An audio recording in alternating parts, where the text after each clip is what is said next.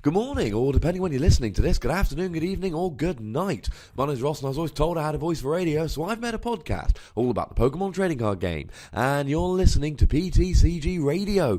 Now, we have a moderately exciting week this week. We have two things we're going to be trying to do, and we are not going to exhaust ourselves by trying to do anything else. Nice and simple. Number one, we have not a complete list, but an almost complete list of Rage of the Broken Sky translations.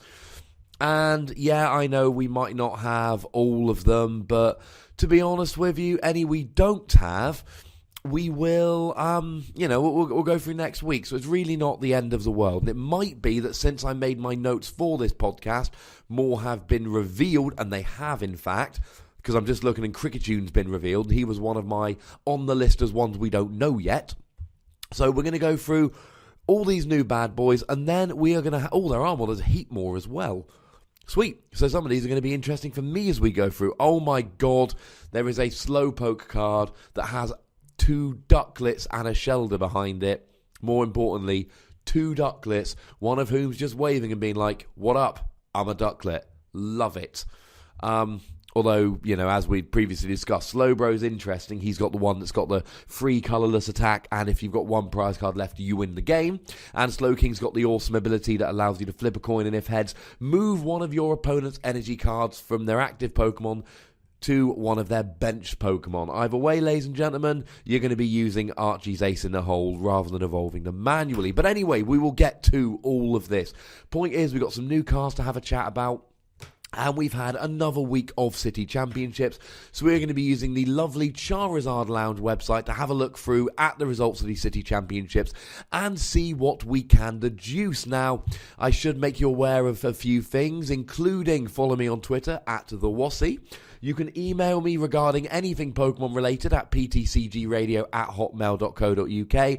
I have got a few emails I have yet to reply to, including a lovely chap who sent me a deck list. I told him I would have a run through, and I will. There will be an email coming. I do apologise. I've been busy and a little bit poorly for the past, few weeks now, unfortunately, but I am going to get round to my emails. It is going to happen. Maybe in a week or two, we'll have a nice email answering session on the pod. You can find a complete archive of the podcast at ptcgradio.wordpress.com, and of course you should absolutely subscribe on Twitter if you haven't done Twitter. Subscribe on YouTube.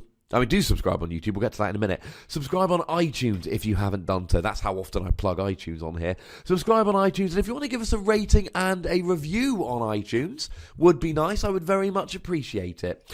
And obviously check out my YouTube, youtube.com/PTCGRadio.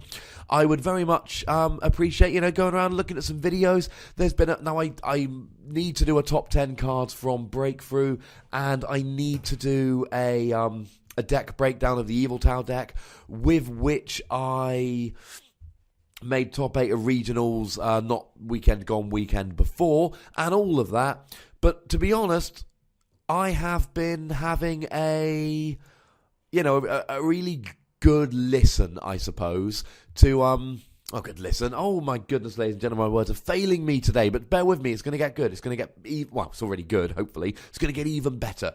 I've been commentating a whole bunch of games. I've been sticking them up on my YouTube, so check them out, guys. Hopefully you will very, very much appreciate them. I like them. I think they're pretty darn good. So, moving swiftly on then, we got a whole bunch of new cards, and we are going to start having a run through them today, and we are going to start with a Meganium card.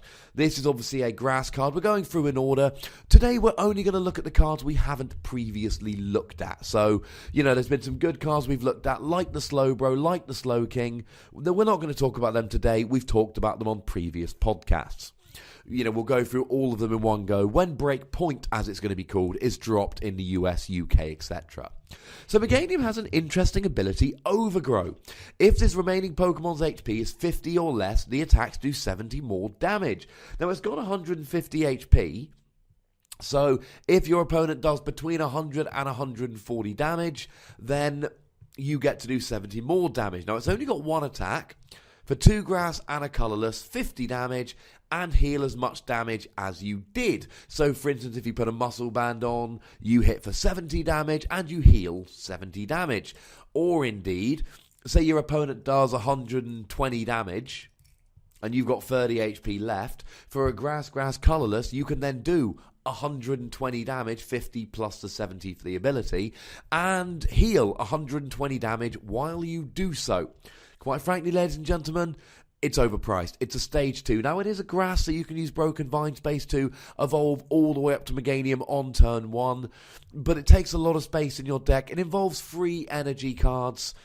It's just not going to be a particular... And even then, 120 damage for free energy is not phenomenal when you've got to have 50 or less HP remaining and you've got to have free energy on a stage 2 to do so. It's not going to work. Now, there is a Cricketot. Now, I like Cricketot. It's kind of interesting.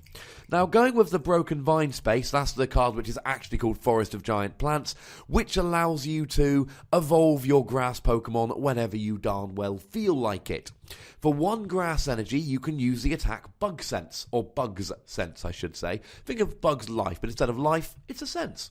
Search your deck for 3 grass Pokemon, show them to your opponent, and put them into your hand. And, of course, the following turn, so you could, search for, let's say, an Oddish, a Gloom, and a Vileplume, and then next turn you can evolve them all the way up, because you can search for, cards which evolve, and remember that with that stadium, you don't have to wait to evolve them. And we haven't got N in the format, but we have now got Judge, we have got Ace Trainer, so your opponent still, shall we say, has some options to try and make sure that you don't just get to sit there and keep a whole handful of awesome stuff. It's a fun little attack, but I don't think in reality it's really going to be something you're going to be using game after game. Now, he evolves into Kricketune. For a colourless energy, you can Screech, and during your next turn, if an attack does damage to the defending Pokemon, that attack does 60 more damage. And for 1 grass energy, you can do Slash for 40. Now, and remember, these are Japanese translations. Well, these are not official English wording, so they could change. But the way it's written means that you could, for instance, do Screech and then next turn stick up another Pokemon and add 60 damage to that one instead, which is kind of cool. Or you can just do Slash for 100 for 1 grass. Either way, it's a kind of underwhelming stage 1, which will be kind of cool in pre-release. It'll be a nice pre-release card, but it's not going to really do much in the modified format. We have a Camerupt, which was revealed in the week, and I've been waiting to share it with you, and now we've got pretty much all the translations, but I'm still going to share my Camerupt. Ram, 1 double colourless energy, 30 damage. Eruption, 2 fire and a colourless, 80 damage. Each player discards a top card of his or her deck, 60 damage for each energy card discarded in this way. You hit 1 energy card, you do 140. Annoyingly, of a Muscle Band, that'll be 160, whereas most EXs have 170 or 180, making it a little bit underpowered. If you hit both energy, you do 200, which will KO EXs, but will not KO Mega EXs, many of whom, think Rayquaza and Manectric, have 210, so with a Muscle Band, you will just hit that, because that will be 220 with a Muscle Band, but won't hit something like a 240 HP Groudon. Thing about Camerupt is, we've got Camerupt DX, and we've got Team Magma's Camerupt, and they make a nice little deck by themselves.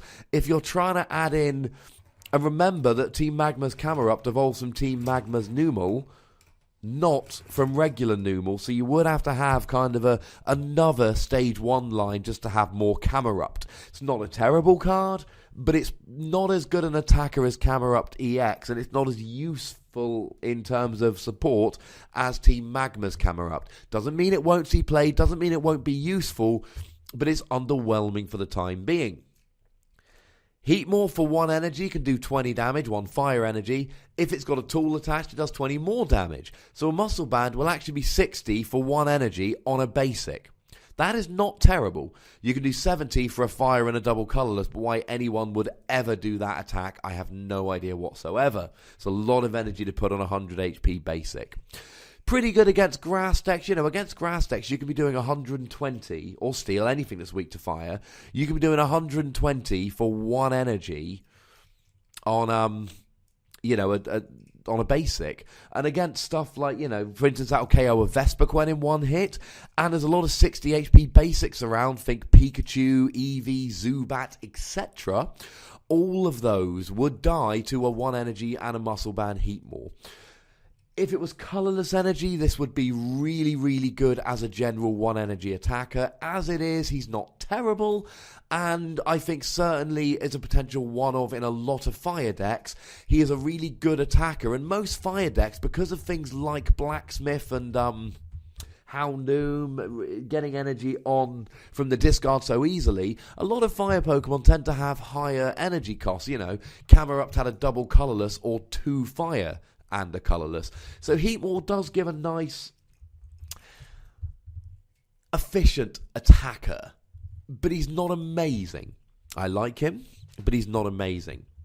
We have a Cloyster. What does Cloyster do? And like I say, I've made my notes for the podcast, but it's been updated in the couple hours since I made my notes. So some of these I might be giving you my very initial reactions. I did plan the podcast this week, but new stuff comes out.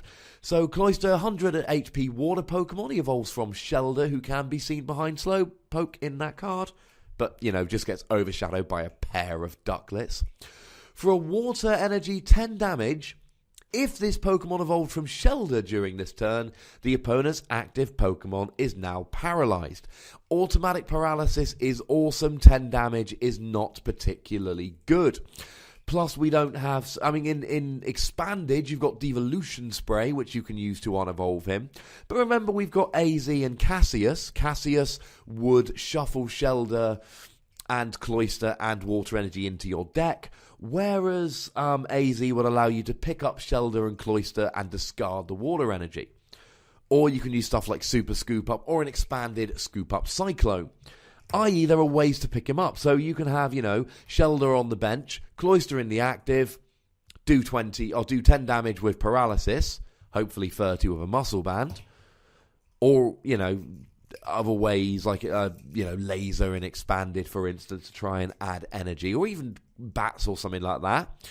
You would then use AZ or, Super Scoop Up Cyclone to pick up the Cloyster, bench to Shelder, and then you would evolve straight away into the Cloyster.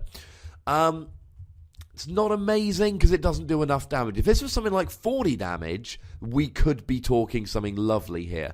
And of course, we've got things like Giovanni, which you can use to add the damage, but you'll want to be using Cassius and AZ most turns. I think he's too much of a pain in the neck, and I think he does too little damage to really be a viable powerhouse deck here. But I think there is some potential for a lock deck in the future. Seems like the kind of cards where we're just waiting to see what else gets revealed. So we have Suicune. Now, we've talked about Suicune before. One thing I just wanted to mention, I don't know if I made it clear or whether we had a different translation before. Suicune basically says all effects of your opponent's attacks, except damage, are not done to Suicune if he's your active. This ability does not remove existing effects, i.e., any effects that are already on Suicune don't go away when he goes into the active, and it's only on Suicune when he's in the active. Just wanted to clear up the kind of wording there as it is. Now, we do have a Seismitoad which has been revealed. Now, weirdly, Timpole's got round. For a double colourless energy, 10 times the number of your Pokemon that have the round attack. Now, we've seen round from things like Seismitoad, came out a while ago now. I can't remember the set. Might have been Noble Victories. Let me have a gander at that while we have a chat here. So it's weird that he's got that, because the round Pokemon, we had the Wigglytuff that's got round as well. And it was Noble Victory Seismitoad, I was correct, which indeed has been, rotated quite a while ago now. And we had the Wigglytuff that's also got round, which was a Next Destinies card. So we had Noble Victory Seismitoad, we had Next Destinies Wigglytuff, and we had the Legendary... was it Legendary Treasures? There's a Radiant collection. I want to say Legendary Treasures. I might have got the set name wrong there. Either way, they're the Pokemon that have round, and we haven't seen that. They've all been rotated out. So, yeah, it seems a bit weird. It was legendary treasures. So it's weird that after all the round Pokemon have been rotated, we get a Tympole with round. So I suppose if you're playing in Expanded, because all those round Pokemon I mentioned are still legal in Expanded, so we've now got 4 new easy-to-use round Pokemon, and certainly if you're using a Seismitoad round deck in Expanded, it was never terribly good, so I'm not sure why you would, although Tom Hall did win a Battle Road with it a little while ago. He went to a very small Battle Road with very few serious players, and he made a consistent round deck and actually won with it. But it's not a great deck in Expanded. It's kind of cool that they've put this basic out, because if I remember correctly, we're in a weird situation with Noble Victories where we had the Seismitoad had round, and I believe the Palpitoad had round, but the Tympole didn't. We now have a Tympole that has round. I mean, do we necessarily want a Tympole that's got round? I would argue we don't need one. I would argue it's far from, I don't think it's high on our list of priorities. But I kind of like that they've gone and revealed it. It's kind of cool. But yeah, so going back to it, guys, we now have one of these, and he's not particularly great, and he's not particularly amazing, but he's kind of cool. So yeah, the Seismitoad from Noble Victories did have the round. Cool, I suppose. And the Palpitoad from Noble Victories had round, but for free energy rather than a double colourless, so you would never want to use it. But the Tympole from Noble Victories never had the round attack. He had Vibration and Mudshot. So we have, and I think I've spent way too long talking about this at this stage, so I need to move on. But it just surprises me that Tympole's been released with round so much later. Now, he only does 10 times a round, so he's not an attacker. But he's still, in Expanded, he would be your Tympole of choice. Anyway, we've got a Seismitoad for 1 water energy. Choose up to 3 energy cards from your discard pile and attach to him. Honestly, you're then sitting there with a whole bunch of energy attached to a stage 2, and anything like Lugia or Evil Tal, or, he's going to be run through by something. For 4 water energy, 90 damage, plus confusion, plus the defending Pokemon can't retreat. For 4 water energy, even, ladies and gentlemen, with the first attack, it's garbage. We have a Ducklet, and oh my goodness, ladies and gentlemen, this Ducklet is adorable. It's so adorable, I'm going to have to get a whole page of reverse holo ones in a trade binder just because, it does 20 for a colourless energy, unless you flip tails, in which case it does nothing, but, nobody cares, it's amazing. There's a Swanna, it's kind of garbage, but who cares, it evolves from Ducklet, and Ducklet is amazing. Not going to say any more about Greninja, but do go back to my old podcast where I talked about Greninja. Greninja is amazing, and I love him, and I'm going to be playing him when it comes out, and oh my goodness, I'm excited. I will be ordering a 4444 line of Greninja the second it is up for pre-order on any reputable website. Now, Hypnotoxic Laser is back. Kind of. We already have Ariados, which poisons both the active Pokemon, unless your active Pokemon is Grass. Now we have Hypno. Once during your turn before you attack, you may use this ability. Both players' active Pokemon are now asleep. Which is kind of cool. There's a Clefairy in the background. Because, why not? If you're playing anything like Zoroark, for instance, who's got that the ability where he gets into the active and then you free retreat, or if you're going to switch out of the active that turn, seems like a no-brainer. He's a stage 1 and automatic sleep. As anyone that's ever tried playing Malamar EX will see, automatic sleep is just amazing. Now, but you will have to put yourself asleep that turn before you attack. So it's not something you can just do every turn, in every game without thinking. But as long as you've got something like a Zoroark on the bench or a Keldeo in Expanded or, it's going to give you sleep. And there's going to be turns your opponent can't attack because they're asleep. Do not be surprised, ladies and gentlemen, when people use Hypno against you and you end up missing an attack through sleep. Hypno is good. Now, one of the more interesting of the new cards is Espeon EX. And we've had a whole bunch of Evolution EXs from those decks I told you about coming out in Japan. They've all been kind of rubbish. Espeon, he has a chance in very niche situations. Now, for a Psychic and a double colorless, he does 70 damage and it isn't affected by any effects on the defending Pokemon. I.e., he could go through, Pyro, etc., etc. But, it is, that's not particularly important. What is important is his first attack. His first attack, for one colorless energy, i.e., this is splashable into every and all decks, devolve each of your opponent's evolved Pokemon and put the highest stage evolution card on it into your opponent's hand. Now, your first impression of this may well be, well, what's the point? I'm going to devolve all of their Pokemon, they're going to put the highest things in their hand, and then they're just going to immediately evolve again. So, what's the point? Well, the point is, ladies and gentlemen, that as soon as you do that, there are three situations why you might need to do this. I am, just so we're clear, ignoring my opponent is manually trying to evolve stage 2s, and I'm just getting rid of the stage 1 every turn. I'm assuming no one does that anymore, because nobody does that anymore. 3 situations where you might want to return the highest evolution to your opponent's hand. Number 1, there is a whole bunch of damage on your opponent's Pokemon. So let's say, for argument's sake, you have done 50 damage to a Vespiquen. Vespiquen has 90 HP. If you remove the Vespiquen and turn it into a Combee, Combee has 40 HP and dies.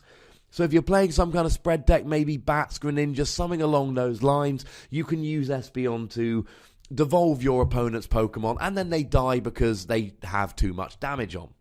Number 2, if your opponent has been evolving stage 2s with rare candy, something else that doesn't happen very much at all nowadays, but if your opponent used a rare candy to get their stage 2 out, you would evolve it all the way down to the basic, and therefore they would have to find another rare candy. They couldn't just put the stage 2 back, they'd have to have a rare candy to do it.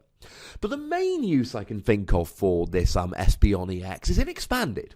Because in Expanded we have Archeops. And decks like to play Archeops, and Archeops has an ability that stops your opponent evolving the Pokemon from their hand. Things like Wally and Evo Soda would still work, as would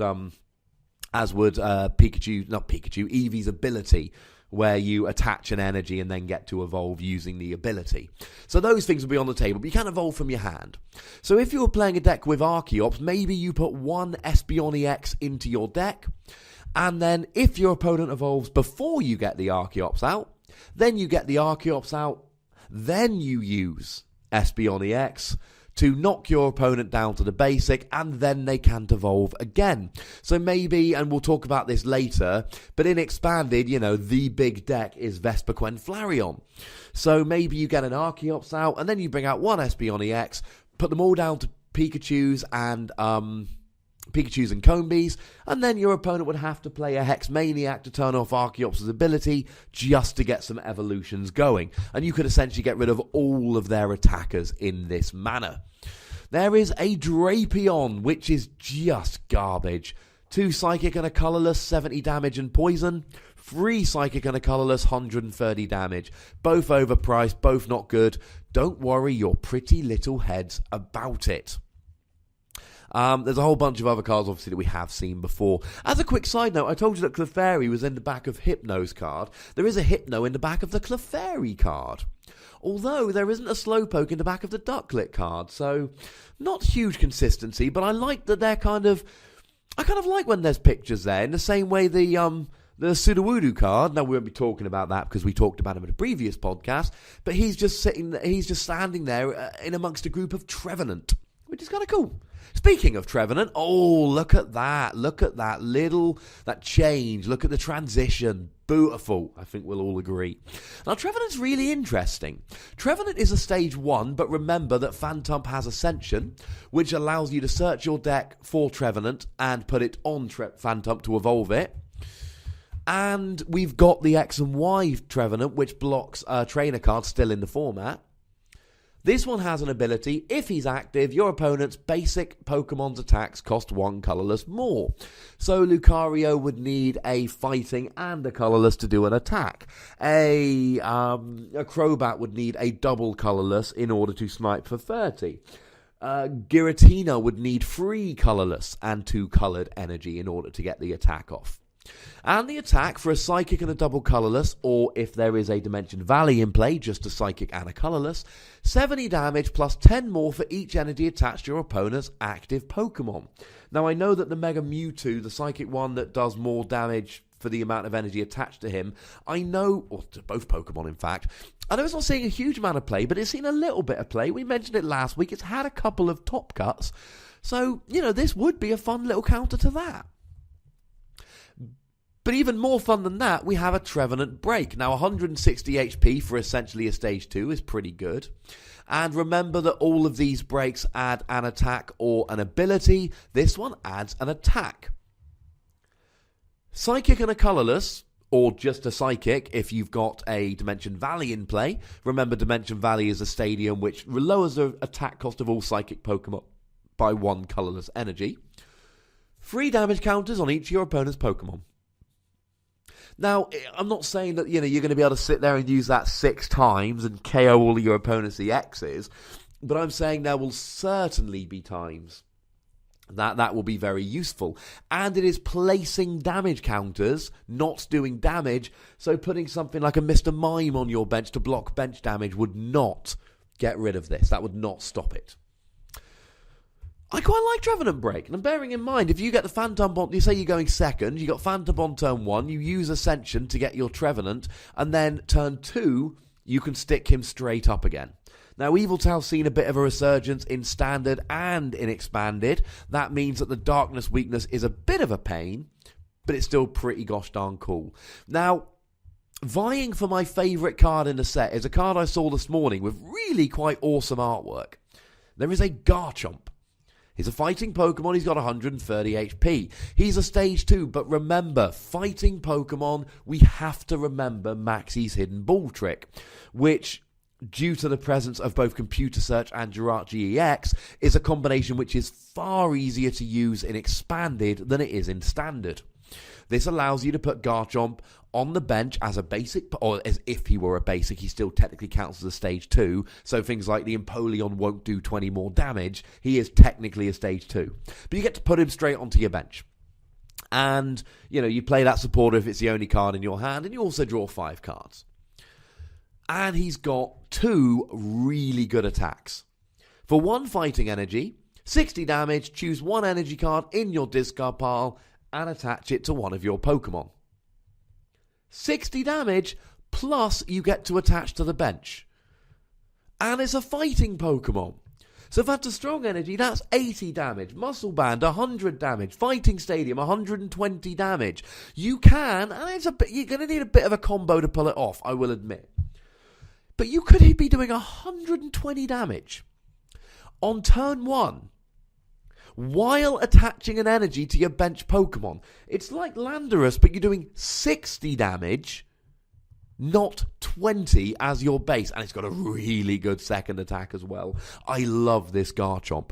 Now, like I've said, the whole Maxie's Archie's combination, because remember, they're supporters that you've got to play when they're your only card in your hand. Now, in Expanded, you've got Jirachi EX, an EX that allows you to search your deck for a supporter. And you've got Computer Search, which allows you to search for any card and discard 2 from your hand. Both those cards together make it much easier to empty your hand. So, for instance, let's say you get down to 1 Ultra Ball and 2 Pokemon, or 2 other cards. You Ultra Ball the 2 cards, get a Jirachi, search for Maxies, you're off. Same thing with Computer Search. You can Computer Search for the, for the supporter, or you can computer search the supporter and an energy for a VS Seeker to get the supporter back out the discard. There are many, many options there. In Standard, it's much more difficult to pull off, although, as we'll see shortly, it has been done. Evil Tau Gallade did get 2 of the top 4 spots at a recent UK regional. But the second attack of Garchomp, 2 fighting energy, 80 damage or 160 to an EX. With Fighting Stadium, that's 180 to an EX.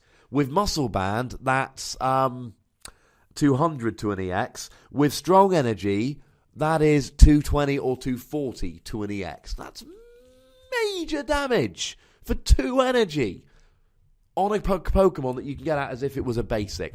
I foresee Garchomp seeing a whole bunch of play in Standard and Expanded. And honestly, I could see an Evil Tau fighting deck, but instead of something like Archeops or Gallade, put in a Garchomp and a couple of fighting energy like we did when we played Evil Tau with Landorus. I don't know. I haven't thought it through properly, but there's got to be a deck in which Garchomp would be amazing.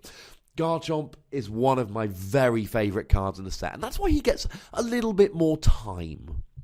We have a new Darkrai EX. He's been gone for a little while. He's back, baby. And he's kind of good.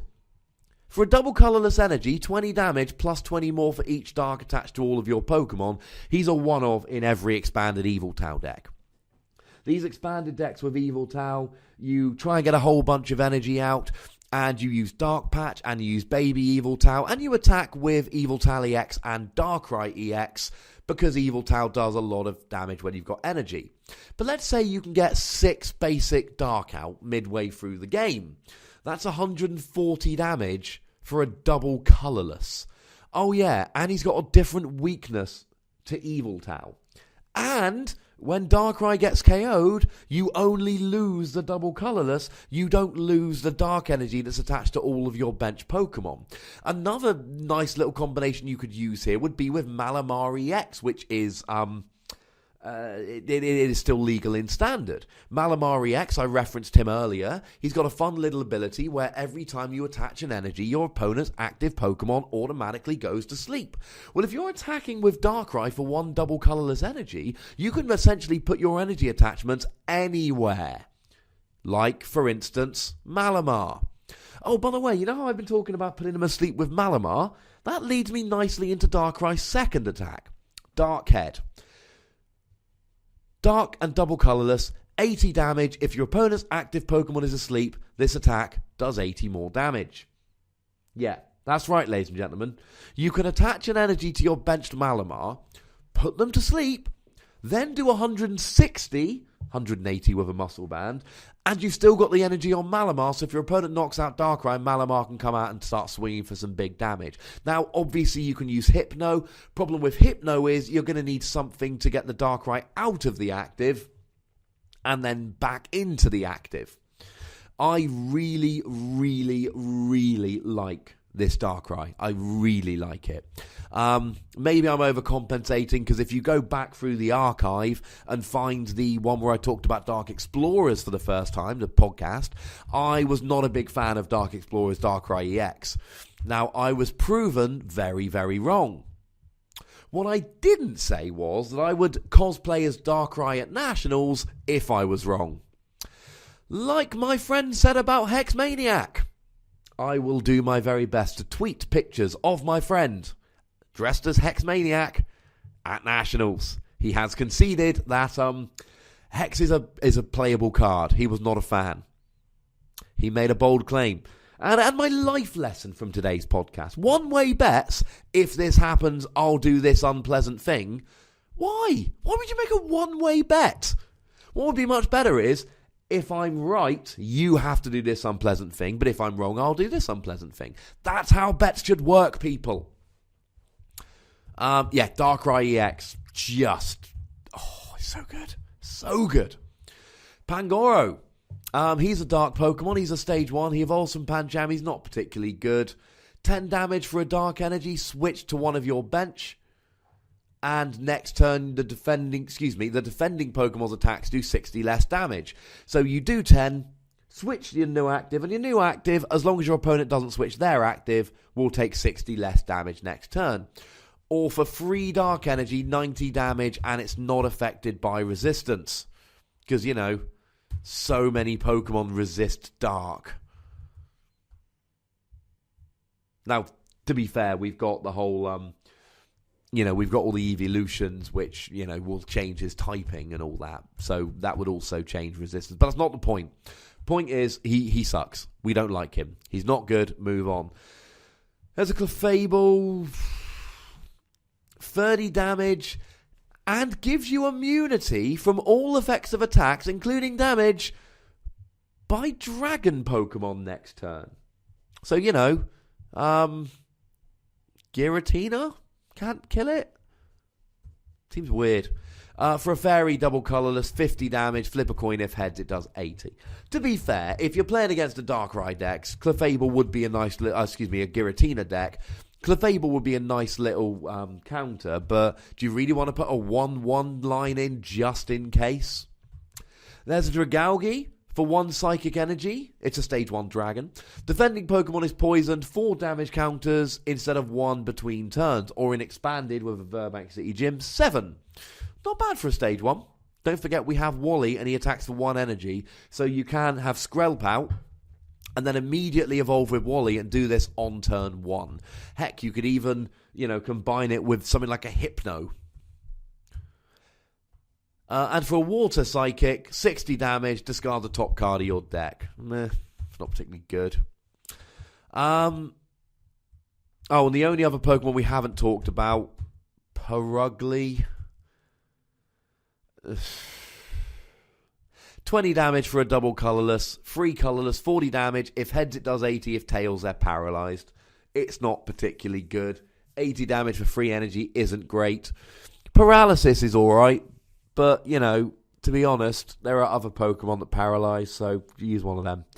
Now, looking through this, I haven't sat down and really gone through the set like I could have done, but in terms of Pokemon, at least at the initial look, that Darkrai, awesome. Darkrai EX looks phenomenal. Garchomp looks phenomenal. Trevenant Break looks interesting, but probably in the long run underpowered. Garbodor is back, same ability. Hypno is a fun little tech card because you can give automatic sleep. Greninja is just so good, it makes me want to cryogenically freeze myself until the end of February when this set will be legal, or is it the beginning of March? There's a new Ducklet, which is, so cute. I can only describe it using words that are not suitable for a family-centered podcast like this. There is Slowking, who's got one of the most fun abilities. That's the flip a coin if heads, move an energy card from your opponent's active to one of their bench. One of the most fun abilities we've seen in years and years. And that's pretty much it in terms of Pokemon. In terms of Pokemon, that's what we've got. Now, I didn't mention Manaphy yet, because we've talked about him before. I'm not a huge fan, but it does give free retreat to Water-type Pokemon. But he doesn't have the attack that Darkrai did when Darkrai had that ability for Dark Pokemon. Mega Gyarados has potential, but the energy cost is potentially going to put you off. If you get a whole bunch of Water energy on, you're doing a whole bunch of damage, but if you're getting a whole bunch of Water energy on is the key phrase there. Scizor and Mega Scizor are fine. They could see a bunch of play, but I don't see them as game-breaking just yet. And, even something like a Durant would come out and, kind of laugh in their face. Durant would go through a Mega Scizor with a lot less effort than it is to get the Mega Scizor. The last thing to mention here is that the full arts on these EXs are just beautiful. There's some really good ones. And as my good friend Robert Kinbrum has pointed out, I'm rooming with him at the ECC and I'm excited about it. Manaphy EX, the full art, makes him look like a Chow. And if you don't know what a Chow is, and I might be pronouncing it wrong, and if I am, I don't care. Go play Sonic Adventure more. And play it on the Dreamcast so you can have like a virtual Chow on your VMU. And if you don't know what a VMU is, go look it up, then buy one, then buy a whole bunch of those little round batteries, because that thing eats batteries like nothing since the Sega Game Gear. Actually, Sega need to get themselves in gear. Work on battery life, Sega. Work on battery life. Although they don't make any battery-powered consoles anymore, which is probably for the best. Now, in terms of items, I'm going to be quick because we've talked about most of these before.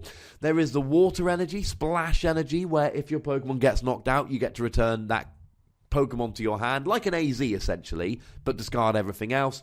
It's not good enough to, it's not good enough to put up with the fact that it's very vulnerable to stuff like Xerosic and Enhanced Hammer.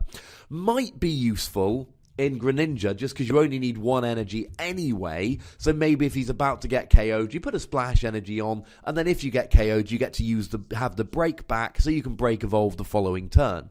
So maybe sees a bit of play in Greninja, but unlikely. Reverse Valley is going to see play for Dark and Metal Pokemon. Remember, it's another one of those either way things. So you can either say, Metal Pokemon on this side take 10 less damage from attacks, or Dark players on this side do 10 more damage to attacks.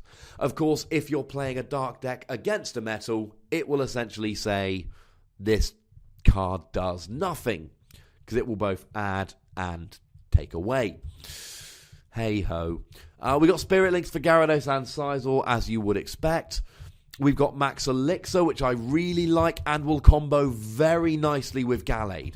Remember that Gallade's ability allows you to look at the top 5 cards of your deck and reorder them. Max Elixir allows you to look at the top 6 cards of your deck, and if there's a basic energy, you can attach it to one of your basic benched Pokemon. I.e., you draw a Max Elixir, you use Gallade's ability, and if you see a card there, you play it. If you don't, you don't. Simple as that. There's Fighting Spirit Bout, which is going to see some play. If you attach it to a basic Pokemon, plus 40 HP and do 10 more damage to the active Pokemon, which is just crazy. You could have 140 HP Durant that's doing 100 damage to Fire Weak Pokemon, which is pretty darn cool for one energy, I should add. And there's Burst Balloon, which does 60 damage or places 6 damage counters. If it's on a Pokemon that you attack, you take 6 damage counters, but it only lasts for one turn.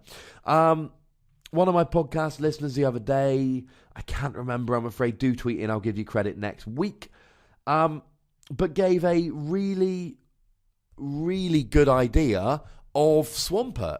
Swampert being the water Pokemon, i.e. you can use it with Archie's Ace in the Hole, which you'll be playing for, for Frogadier decks anyway. Frogadier decks, Greninja decks, although you will be playing for Frogadier in it. And, he's got an ability that allows you to put a card from your discard pile back on top of your deck. So you use Burst Balloon, and then the next turn, when it's gone, you put it on top of your deck with Swampert, and then you're guaranteed to draw it. Problem is, of course, if you're drawing Burst Balloon every turn, you're not drawing supporters, energy, Pokemon, etc. So it's not necessarily going to work every turn, but you could certainly be reusing it very often with a Swampert. And if you're playing Archie's Ace in the Hole anyway, it's one card in your deck. All you need to do is just literally put one Swampert in your deck and hope that you can get it out with an Archie's Ace in the Hole later on in the game. So yeah, sounds like fun. Now the new item, and this is a very exciting item. Anyone remember Poker Draw and Poker Blower Plus? Now they were cards where you could play one or two of them at once, and if you played one it was kind of rubbish, and if you played two, oh my god, it was amazing. To give you an example, Poker Draw Plus, if you play one you draw a card. If you play two, you search your deck for any 2 cards. It was mental.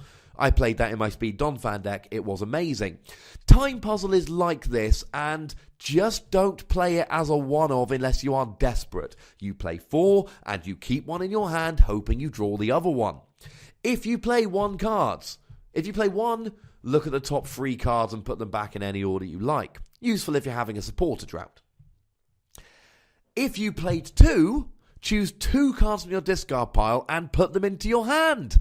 That's crazy! Night March can play 2 Time Puzzle and recover 2 DCEs. Screw you, Milotic. We don't need a 1-1 Milotic. We're just playing 4 Time Puzzle. It allows you to recover special energy, and there is no good way to recover special energy in the format at the moment. It allows you to recover 2 Pokemon into your hand, not into your deck. It allows you to get back 2 Lysandre into your hand, so you've got them for the next 2 turns. Time Puzzle is amazing, and any deck that can afford to play 4 of them will play 4 of them.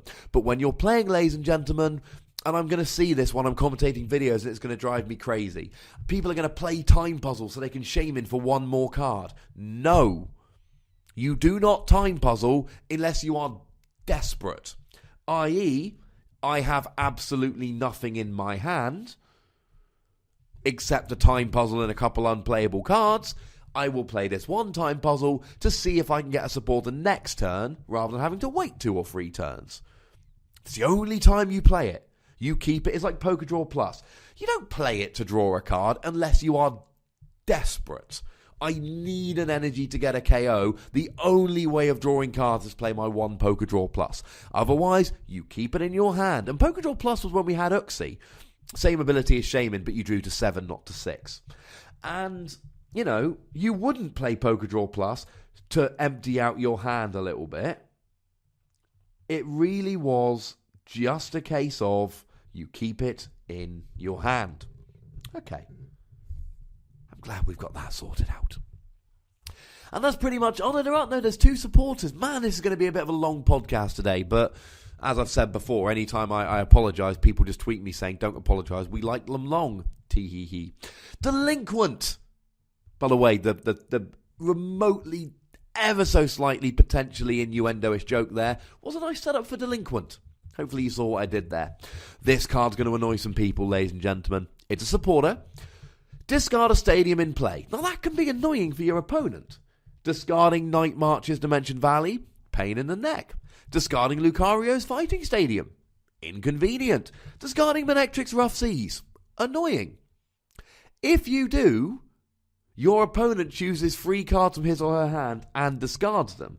Now, on the one hand, your opponent gets to choose. On the other hand, how often do you have a handful of cards and go, I could discard 3 of these and not need them?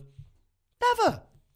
You're generally sitting there going, oh my god, okay, well I suppose I'll have to discard 1 of these with Ultra Ball. I don't really want to, but I mean, I'm playing 7 energy, so if I discard 1 of them, I'll have 6 left in my deck. I can work with 6 energy. Fine, I'll discard the energy.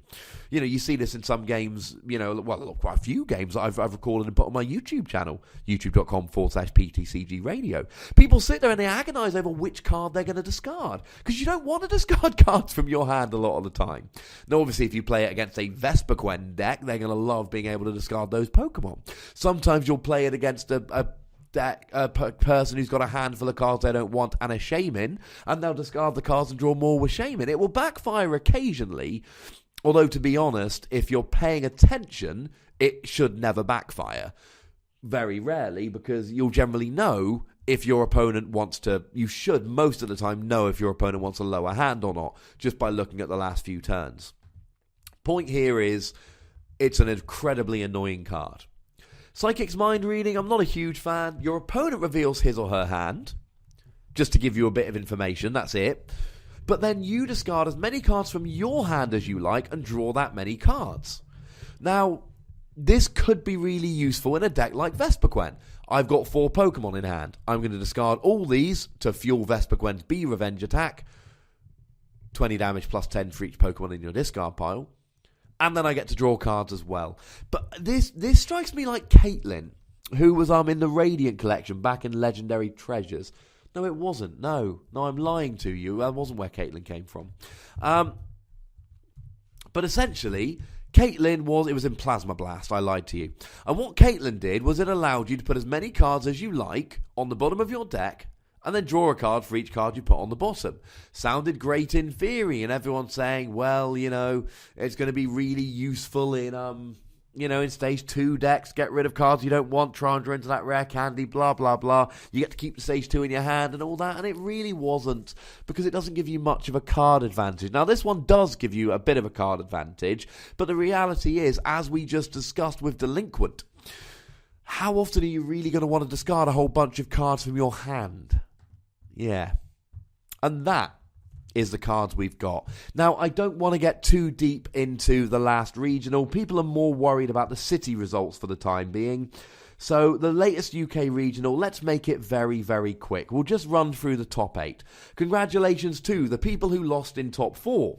Paul Stringer with Vespiquen Bats Bronzong. Cake Wolvin with Seismitoad Giratina. Tom Rush with Mega Skeptile. And Luke Kirkham again with Manectric Bats. I think he's cut all but one with that same deck. He is a maestro. Huge congratulations to 2 very good friends of mine who lost in top 4. Nick Pierce with Vespiquen Eviltal Bats and Joe Bernard with Eviltal Zoroark Gallade. And in the final, congratulations to Tamal Cameron, Vespiquen Eviltal Bats, who lost to, congratulations to, Ryan Morehouse's Eviltal Zoroark Gallade. Ryan's had a bit of a quiet season so far, but it looks like he might be back. Now, a couple things to mention here. Mega Skeptile still hanging around.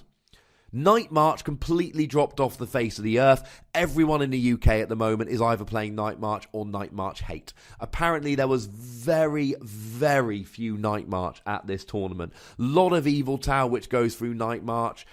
Lot of Manectric Bats, which has a good day against Night March. So, you know, there's a lot of decks with bats in that attack very what's the word I'm looking for here? Efficiently. So a lot of Night March hate has really driven down the number of Night Marches that we have.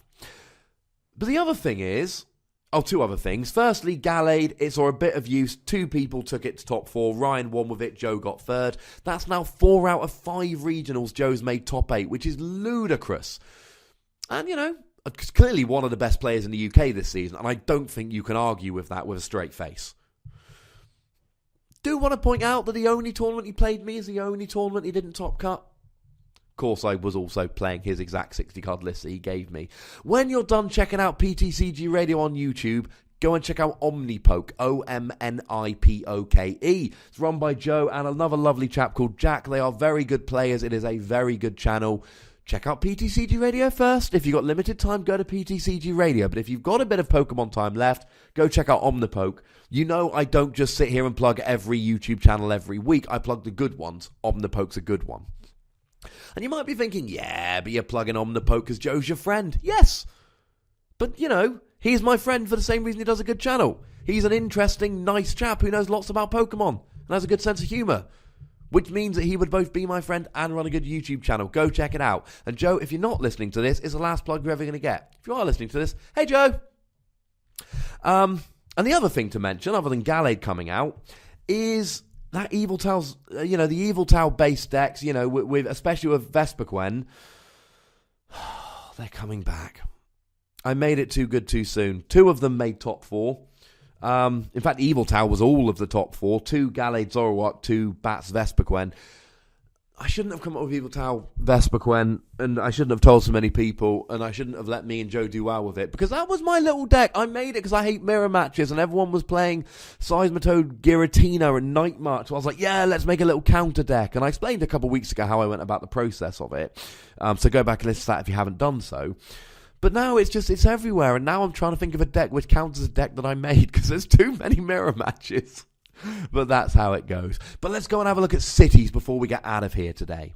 Now, I'm going to stick with standard for the time being. I will quickly mention expanded on the end, and you'll see when we get there. Expanded, we've talked about it a lot from the US regionals earlier in the year. There's very little change. The format seems to have calmed down in expanded, so I don't really have much to add. But we will talk about it briefly.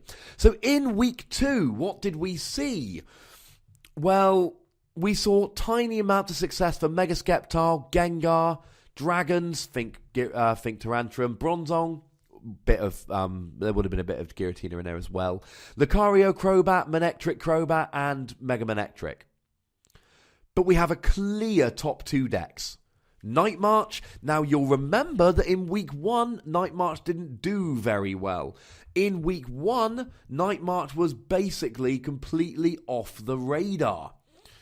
In week 2, Night March came back with an absolute vengeance. Night March, no, I'm lying to you. In week 1, it was clearly the second best deck. I'm completely lying to you. We are seeing very little change. Now, to remind you, week 1, Best deck, Mega Manectric and Night March, followed by Yveltal Zoroark and Lucario Crobat, and everything else really dropped into third. Although, depending how you look at it, Yveltal could have been the top deck. Looking at week 2 results, the top 2 decks, Yveltal Zoroark and Night March. Oh, and then we've got Mega Manectric and Manectric Crobat, and we've got Lucario Crobat bringing up the rear. So it's Manectric, Lucario Crobat, Mega Manectric with various things, Night March and Yveltal Zoroark. They are the good decks. And really, for the second week in a row, Yveltal Zoroark and Night March have gone to the top. And what that shows me is that they are probably the best decks. Now, I put Mega Manectric second place last week. And, he's now down in third. But I think week 2 is a bit more telling than week 1. We had 28 events in week 2. So we are talking about a good sample size from around the US as a whole. People have had time to react. People have had time to either decide they like a deck, or decide it's rubbish, or play counter decks, or whatever. We're not just talking 1 or 2 tournaments that could have outside factors. So the fact that in week 2, with 28 events, Mega Manectric dropped, I think is very, very telling. And I don't really have much to add about these decks because we talked about them last week. Yveltal Zoroark is really good against Night March because it can win the prize trade by just getting a KO every turn with less effort. Mega Manectric can use Rough Seas to heal itself. It can be quite difficult for Night Marchers to get up to 210 damage early game. And I know there's people out there who are going to be going, oh, my Night March hits 230 turn 1 every game. No, it doesn't. You've got to essentially you're hitting, even numbers. You've got to hit 220. That's 11 Night Marches. Let's say you've got a Muscle Band and you play Giovanni, which you'll be playing both of those cards in that deck. Now you're down to only needing 9 Night Marches in the discard pile. You're only playing 12. The absolute maximum you can hit, assuming you use 1 Night Marcher to attack, there's no Mew. That means your other 11 Night Marchers are in the discard pile, and you've got Giovanni's, 12, and you've got Muscle Band, 13. The maximum you can hit is 260 damage. So please don't sit there and tell me you're doing 220 turn 1 early game. You're not. And that's one reason. There's a very, very good player in the UK, Luke Burke. I asked his opinion on Night March. He pretty much invented, as far as I'm concerned, the current way to play Night March. We were all playing Standard in the UK before most other countries, and these lists were getting posted by UK players online, with the whole, 1-1 Milotic line, only playing 4 DCE, etc. And he's very, very, very good Night March player. And I asked him, I'm like, so what beats Night March? And he said Megas. If your opponent can get a Mega out and start doing its thing, it can be very difficult for Night March to KO the Megas. That's where it goes. Not to mention, of course, that Yveltal is weak to Lightning. And yes, I know Zoroark can do quite well against Manectric, but he's still a stage 1, so it can be a little bit of a pain. And to be honest, it's really Zoroark Break that's good against Mega Manectric, and that's essentially a stage 2. But then Yveltal Zoroark, it accelerates energy, it can hit big with Yveltal EX, it can play the non-EX prize trade game with regular Yveltal, and it's got Zoroark there who's got a good ability to get you out of a jam if you're paralyzed, etc. It's got a decent attack, hitting for more damage based on the bench, on the bait in general, and it's got foul play for 1 Dark Energy to copy any of the active Pokemon's attacks. I don't think it's a perfect deck, but I think it's good. I don't think it's a coincidence that Yveltal decks are cleaning up in the US and in the UK at the moment. Although we seem to be playing more Vespiquen Yveltal, but that's because that deck's been doing well at these tournaments, whereas the US tend to go just Yveltal Zoroark. That, I wouldn't be surprised if that changed, to be honest with you. Moving into Expand... Oh, sorry. If we have a look at the overall results, and I'm not so worried about the overall results because... The problem is that when you look at overall results, well, that's not really particularly fair because week 1, nobody really knows what's going on. And week 2 is often a reaction to week 1. So by the time we've had 4 or 5 weeks, the overall results will be fine. The problem is, week 1, everyone's kind of making it up, and then we start reacting. We start deciding which decks are good, we start countering decks, etc. So at this stage, I'd rather look at the week 2 results, because the format hasn't settled yet. So a deck that did really, really well early on, before people started countering it, and before the format settled out to hate it, would look really good in the overall results, but it wouldn't be at all playable, in week 4 or 5. So it needs to be borne out. But when we have a look at the overall results, and remember I'm skeptical, well, we see exactly what we're expecting. The top deck is Evil Tal Zoroark, second best is Night March, third best is Mega Manectric.